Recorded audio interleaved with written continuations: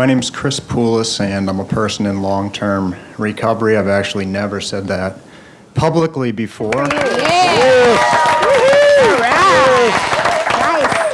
I think it's important to do so. I'm hearing today a message of hope and a message of openness, so I've decided to stand up here and be open as well. Thank you. I moved from Portland, Maine to Washington, D.C. yesterday to work with the Sentencing Project. Terrific. And I'm a third-year law student, and my work in Portland, Maine, what I do is I chair the Law Enforcement Assisted Diversion Program for the City of Portland for Mayor Michael Brennan, and we're developing a program that would divert low-level offenders away from the criminal justice system entirely. Rather than having them enter the criminal justice system, we'd offer solutions instead, offer housing, offer treatment, offer access to recovery coaches. YPR is connected with our work locally in Portland. And another thing I'll share is that prior to law school, I served a multiple-year federal prison sentence myself for a first-time nonviolent drug offense.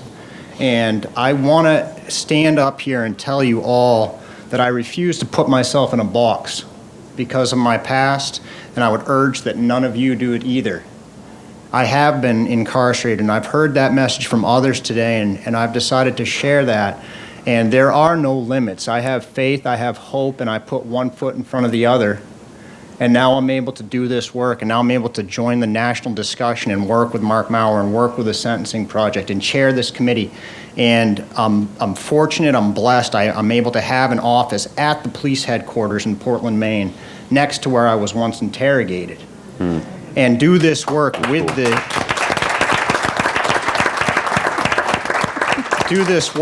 key stakeholders.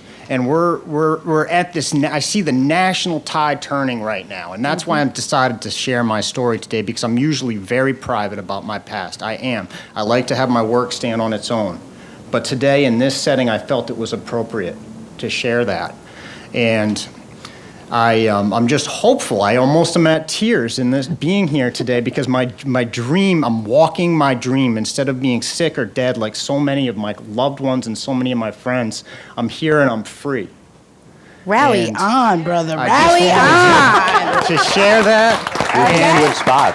As far as I'm going to be here for the summer. I'd love to connect with anyone in this room. I may stay longer. And I just want to add my voice to this movement. And my question, I do have a question. We were liking the speech, though. What come on up. we're facing specifically in Portland, Maine, is we've got this beautiful national tide, but again, it's how do we convince the people that aren't on this ship with us? Because there's still some people that are digging in their heels. I mean, we've got the police department on board, we've got the sheriff's department on the board, but we're missing one key stakeholder. They're still digging in their heels, and even showing statistics of recidivism drops from the Seattle LEAD program and the Santa Fe, New Mexico LEAD program just isn't working. So unfortunately, we're kind of on hold. And I'm wondering, maybe it is opening up. Maybe it is me actually telling my story instead of just taking the academic perspective. But I'd like to hear your thoughts on how we can convince those people that are not all clapping along, those people that are resisting this change and that think that the failed drug war is still working and that that's the solution, because it's not. Yeah. Thank you. Thank you. Nice job.